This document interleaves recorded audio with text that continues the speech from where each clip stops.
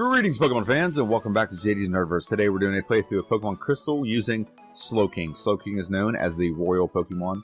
It is a Water Psychic type, so let's go ahead and watch this first battle with our rival. Our rival's name is Triple Question Mark as per tradition. Because we are Water type, we gave our rival Chikorita because it's Grass type. We'll go ahead and set up, and we'll go ahead and knock this Pokemon out. This Pokemon in this battle isn't a big deal, but in future battles it will be very hectic, especially the second rival battle, because it's going to get Razor Leaf, and like I said, we're Water type. We're super weak to that. But let's go ahead and look at this route here, and you can watch the battles, and I'll talk about this Pokemon. First off, this is a fully evolved Pokemon. We did not have to start out with Slowpoke and get the King's Rock and evolve it. We're just starting out. It's what's in the Pokédex, so I went with what's next, which is Slowking. Just like next will be Mischievous. That's the first part of this Pokemon. Second, we are using a move that most of you have probably looked at and say, hey, you banned this. What are you doing? Well, I banned this move via TM.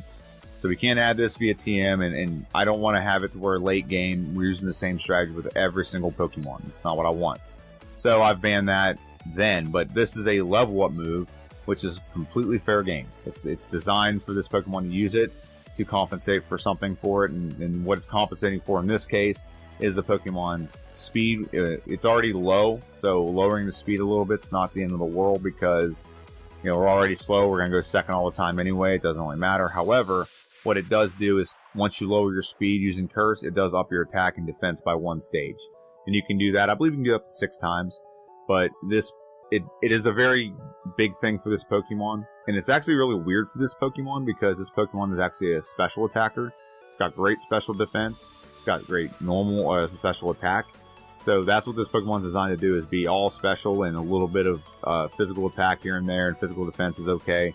But with this move, it makes this Pokemon completely a physical attacker early in the game. And once we get some moves, it'll start shifting the other way. But that's what this move does early. It makes us a physical attacker. So Tackle is a lot more powerful, a lot more useful early in the game.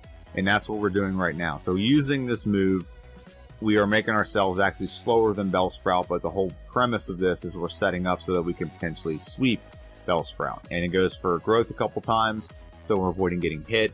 And even though we are weak to Vine Whip, like I said, our special defense is very high right now. We're at level 11. Our special defense is 33. And even though we're getting hit by moves that are supposed to be, quote, super effective and we're weak to, it's not doing that much damage. It's doing like 5 damage or a couple damage, which we have plenty of health. That's another benefit to this Pokemon. So it's not being that detrimental, not being as detrimental as it could be. It still does damage, but because our special defense is just so high right from jump, we don't have to worry too much about taking a lot of damage. Now, critical hits could be very scary, and I think Bellsprout might have got a critical hit there, but we knock out the Hoothoot, we're going to heal up, and we have one more person to face, and that's the Elder here, and that's Elderly. The 2 trainers in Falkner's Gym I'd already faced before I went in here, because it's neutral, they wouldn't have done anything, but I wanted to make sure I got as many levels as I could before I came in the Bellsprout Tower. So I really wasn't anticipating being able to just steamroll through all these Bellsprouts, but Curse really does help a lot of those things. Hoothoot is the last Pokemon here, and we'll knock it out. And we'll go ahead and jump out and go face Falkner. Falkner is the flying gym leader. He's going to come out with a Pidgey, and then he's going to follow that up with a Pidgeotto. We're going to set up on the Pidgey. We technically outspeed right now, so we get Curse off first, and now he'll outspeed us. And the best thing for him to do would have been to go for Mud Slap, but he doesn't go for Mud Slap. I don't know why, but we knock him out, and then we're going to go ahead and 2-shot the Pidgeotto. And with pretty good setup, we beat Falkner in 11 minutes and 11 seconds.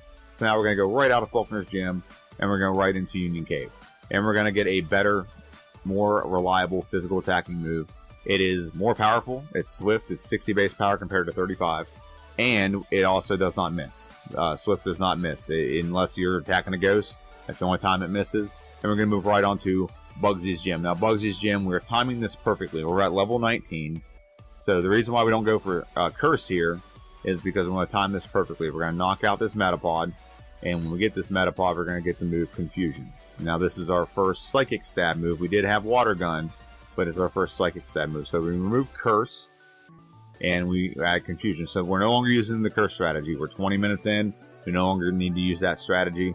So what we're going to do instead is we're going to use Confusion. Fury Cutter can be very dangerous. We're a Psychic type. It's a bug move. So it can build momentum and knock us out pretty quick if we let it get going. But we didn't. Being confused, Scyther hits itself, and we beat Bugsy. And now we're going to move right on to our second rival battle, which is the hardest rival battle. Our second rival battle, he's going to come out with a Ghastly. Now, Ghastly is not a problem. As long as we can outspeed, we're going to go ahead and hit Confusion. We get paralyzed, unfortunately, so now this battle is a lot more complicated and convoluted than it had to be. But Bayleaf comes out next. We don't have anything great for the Bayleaf. Confusion should do pretty decent. It's got a lower special defense than it does physical defense. Actually, it's exactly the same. Wow. It's very balanced on the defensive part. So we lose one battle.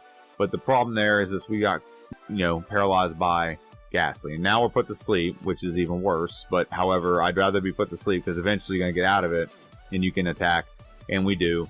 And so now we should be a lot better in this battle. Confusion looks like it's going to be like a 2-shot, a couple shots there. It does go for Reflect, so now we can't use a physical move for the next like 4 or 5 turns. But not a big deal. Once we get by the Bayleaf, we can use Zubat. We get the win and move right on. To Union Park. Now in Union Park, there's not much here we really do on a consistent basis, but this lady will give you a quick claw if you go talk to her. Quick claw will help us out. As you can see, we are a slow Pokemon, how it's in the name, we're the king of being slow. And the Quick Claw will give us the opportunity to go first occasionally. It doesn't work all the time, but it does give us the option that it can happen. And it can happen in some of the best opportunities, and you'll see that here in a little bit.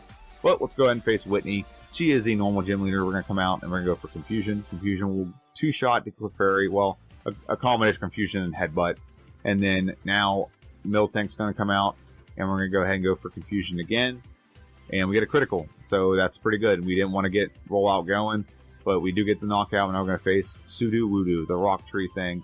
And this Sudowoodo will go down to 1 Water Gun. 1 Water Gun will knock it right out. Very good. And now we're moving right on to the Komodo Girls. The Komodo Girls, this is an opportunity in every video that I have with Crystal where I talk about the channel. So it really is a big help to me. If you like, if you comment, if you subscribe, if you share it to your friends, all those things are great. I'm up to 400 and nice subscribers, or 469 if you don't know what that nice means. And I'm very close to getting to 500. I'm right there on the cusp. Just a little extra push, and commenting, liking, sharing, it does help the YouTube algorithm. So I'd really appreciate that from you, okay? And also, it just tells me when you subscribe that you're willing to come back and watch more videos. I do get some great engagement, and I do reply back to almost pretty much every comment as long as it's respectful. So if you have like an idea, you have a strategy I can implement, you have an idea what I can do in the optimized playthrough, if you're watching this, say, hey, this is something I think you should do in the optimized playthrough. And odds are I'm looking at the same thing, and we can kind of go back and forth about it. Some of the suggestions are really helpful when it comes to beating the game. So now we're going to dive back in, and we're going to face our third rival battle. Third rival is going to come out with a Haunter. It does outspeed us, so it goes for Curse. However, we'll pretty much steamroll this whole team. Now, one mistake I did make is I did not grab Ice Punch yet. We do circle back and get it, so we can have a better opportunity to face Claire and also to face Lance. But we beat our rival pretty handily, and we're going to fall through the floor and land right in front of Morty. Now, Morty, we have a super effective move against all of his Pokemon, so that's not the problem. The problem is, do we outspeed the Gengar, and do we outspeed the second Haunter? So first off, Ghastly comes out, Confusion's a 1-shot. Second Haunter, the Haunter comes out, 1-shot. Now Gengar, we do not outspeed, however, the Quick Claw activates and we get a 1-shot. Now Haunter comes out. Now this could have been bad. Not really. I'm looking at his moveset. It wouldn't have been bad. He could have just done a little bit of damage to us, but we get a very easy win over Morty. And now we're going to move right on to an even easier gym. This gym is a fighting dojo, or fighting gym for old Chucky Boy. And he's going to come out with 2 fighting type Pokemon. We have the type advantage here. Confusion should be able to just steamroll him. We do not go first, however, against the Primate, so he's going to get a Karate Chop off, but no big deal. 1-shot with Confusion. Poliwrath comes out. He's slower, but more bulky, so he'll survive 1 attack. He gets confused, and we knock him out. Take almost no sweat at all off our back to beat Chucky Boy. And now we're going to go and face a hulked out Red Gyarados. The Red Gyarados, we don't exactly have a great move for Gyarados right now. We're just going to go for Headbutt.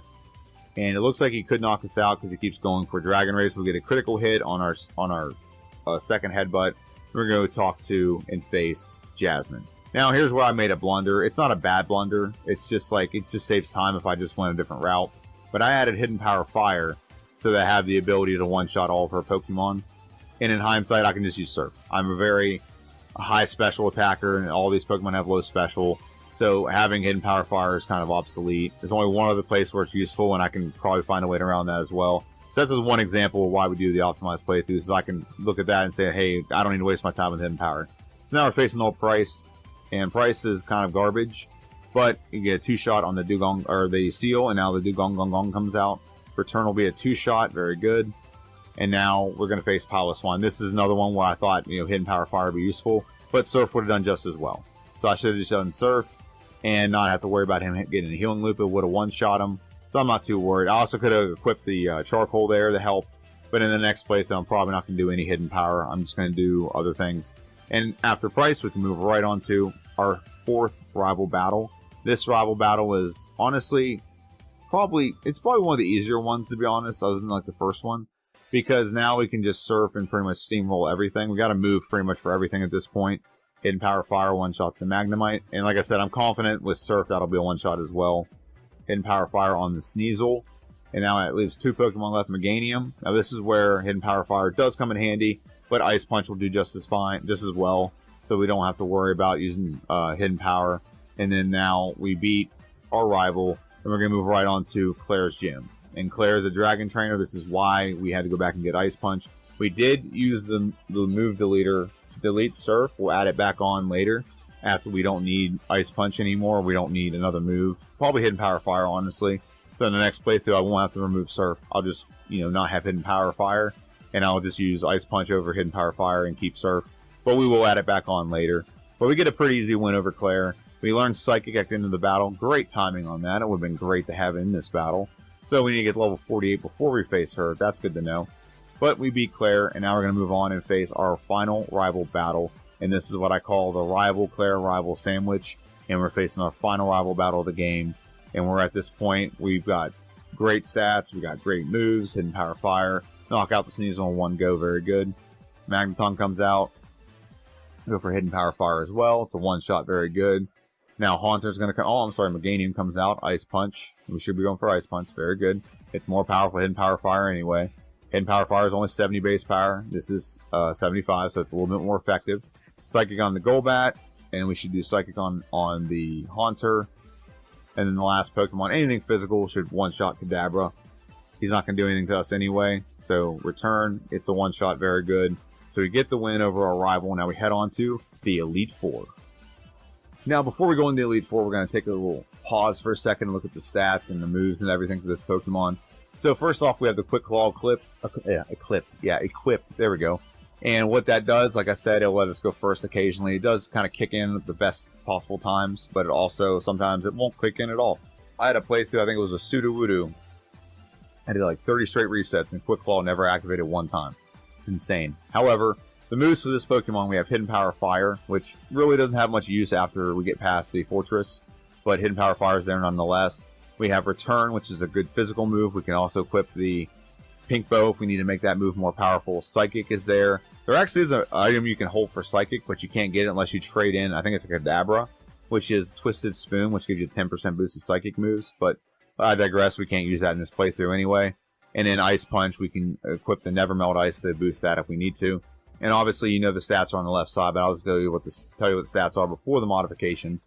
Attack is 119, Defense is 121, Special Attack is 144, Special Defense is 154, and Speed is 75. I told you that the special stats are really good with this Pokemon. But with that being said, let's go and dive into this. We have one reset, and we're going in at 1 hour and 9 minutes and 20 seconds. Let's go and face Will, the first member of the Elite Four. He is a Psychic type trainer, so he's going to have a disadvantage here. We have a diversity of moves. So Ice Punch will one-shot the Xatu. The Executor is going to come out. We should be going for Ice Punch again. Very good. One shot on the Executor. Very, very good. Xatu number 2 comes out, and we're going to go for Ice Punch. He does confuse us, however, we get the knockout. So that leaves 2 Pokemon left. That is Slowbro and Jinx. Jinx will go down to anything good physical, or even maybe a fire move. The problem with Jinx is she has such a decent special defense that it's not going to be a one-shot. We do get put to sleep, so this prolongs this battle. It's an inevitable, there we go. It's an inevitable battle. As long as we don't get put to sleep again, we should be fine. And we knock out Jinx, and then the last Pokemon is Slowbro. And hey, that's almost us, except, the thing's on our head, not on our butt. But we do get paralyzed, but nonetheless, we do get the knockout. Not a very easy win over Will, but it's still a win nonetheless. And we're going to move right on to Koga. Koga is a poison specialist, and he's going to lead with an Ariados. So Hidden Power Fire, will one-shot the Ariados. Like I said, we can use any special move and probably knock that Pokemon out. Hidden Power Ice will do the same thing. Fortress is a one-shot, very good. I'm sorry, Ice Punch, not Hidden Power Ice. Venomoth goes down to 1 fire, Hidden Power Fire. Psychic is a one-shot on the Crobat. And then Muck should also be a one-shot. It is kind of bulky, so it may survive. Nope, we get the knockout, very good. And now we're going to move right on to Bruno. Now, we don't talk about Bruno very much, but in this playthrough, he's also not a foregone conclusion. We just hope that we don't get any weird, crazy, critical hit or something like that. So Hitmontop comes out. We're going to go and hit a Psychic. Very good. We get the Quick Claw activation. Actually, no, we just outsped there. He's actually pretty slow. So knockout there, knockout on Hitmonchan. We do not outspeed the Hitmonlee, so we get double kicked. But Psychic is a one-shot. That leaves 2 Pokemon left. The Onix will go down to a one-shot as well. Very weak special.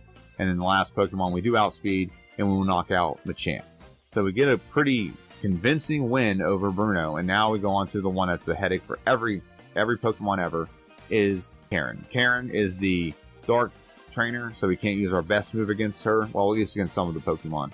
Surf is a 2-shot, and we don't get Sand Attack, so we go into this with a real good advantage right now. Ice Punch is a one-shot on the Murkrow. Very good. And that leaves 3 Pokemon left. Vileplume comes out. We're going to go for Psychic. Psychic is a more powerful move because it stabs, so I went that route. Knockout in one go. Psychic on Gengar, knockout in one go. We cannot use Psychic on Houndoom. However, we use Surf. It's a fire type. Very easy win. We took barely any damage at all. So we're going to go into the final member, the champion of the Elite Four, which is Lance. The liar with the flyers, as my guy Squidgy would say. Recommend you go check him out. But he starts out with the Gyarados. Gyarados will go down to 2 Psychics. And he'll flail a little bit, and that does nothing. And from this point on, as long as we can not get paralyzed or anything, he goes for Thunder Wave like Dragonite, but he missed. Hopefully the Quick Claw can activate so it doesn't happen again. We do get paralyzed, unfortunately. However, I think as long as we can just hit things, we're good here.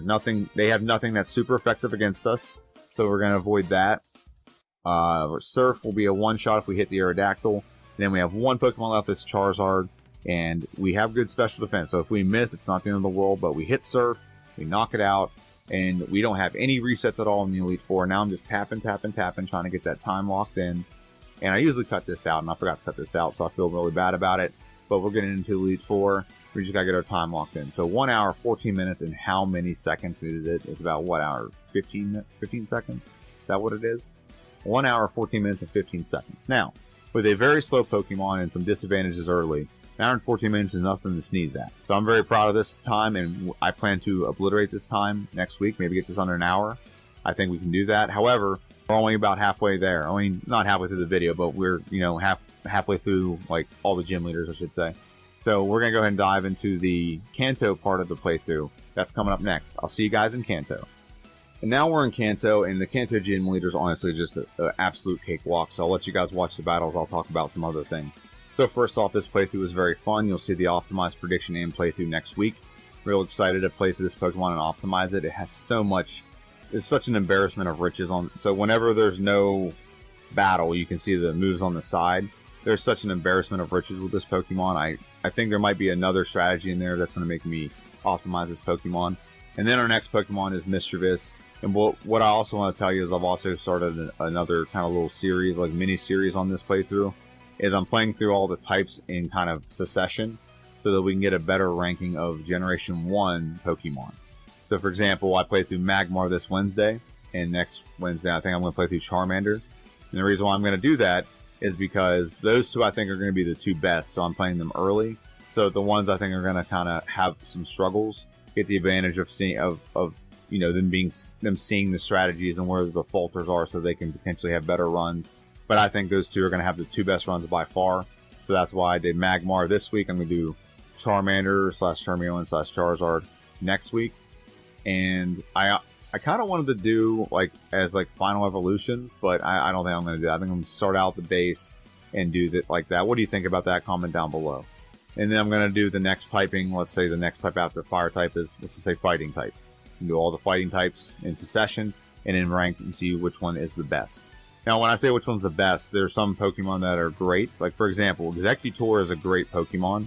However, if you start out the game with Execute in Generation 1, it is atrociously bad. All it has is Barrage, and that's pretty much all it has. I think it might have Hypnosis, too. It is garbage. It is hard to get through the game because you don't get any moves via level up, or at least any good ones, I should say. And when you evolve, you can't level up anymore. So like, there's a move. If you had Executor start the game, you get Stomp, but you still have the same problem where you have Barrage from like level 5 to level 28. So there's a lot of ins and outs with that, and so it's strictly based on starting out at the base form and playing through. That's what the ranking is going to be. Who is the best Pokemon in that regard? If you want to be technical, Moltres should be up there, but Moltres has a garbage moveset. So there's a lot of things that work against it, against all the Pokemon, I should say, in Generation 1. And that's just one example of what works against it, is it is a Gen 1 moveset. A lot of moves are skewed to when you get it in the game. Execute is a prime example of that. So I'm going to be doing, like I said, a playthrough of all of those. I've already ranked a couple typings, and I think I might redo some of them. But flying type, I kind of want to play through with fully evolved Dudo, or Dugtrio, I should say. So I think that would be a pretty good playthrough. I also want to do fully evolved Fearow without having to worry about evolutions. And now that I'm talking about it, maybe I'm going to talk myself into playing through as a fully evolved version of every Pokemon and see which one's the best. So those are options, and the options I'm going to consider. But I guess I got from now until I decide to start filming the Charmander / Charmeleon / Charizard video, whether I want to start out with the base form or I just want to play fully evolved. And now that I'm talking about it, I think fully evolved is the best option. But let's go ahead and dive back into this. Now, I made a blunder here, as I did not hit up Sabrina, so I'm facing blue before Sabrina. So Surf almost one-shots the Pidgeot, but we do get the knockout nonetheless in the second turn. Executor comes out. It should be a Shadow Ball. Nope, it doesn't. It's a physical move, not a special. So Shadow Ball is a 2-shot. Very good. And now Alakazam comes out. Shadow Ball should knock it out. And it does. It's very frail physically. Gyarados comes out. We have nothing great for Gyarados, so we're just going to go for Psychic, and it'll be eventually be a 2-shot. I think Return might have done a little bit better than Psychic, but it still would have been a 2-shot to hit knockout anyway. And so Surf comes out. Arcanine comes out, and we Surf it. Very good. And then Rhydon will go down to 1 Surf as well. Do we actually outspeed it? We do outspeed the Rhydon. Okay. So I was a little concerned about that, and I'm like, we better outspeed this damn thing, but we do.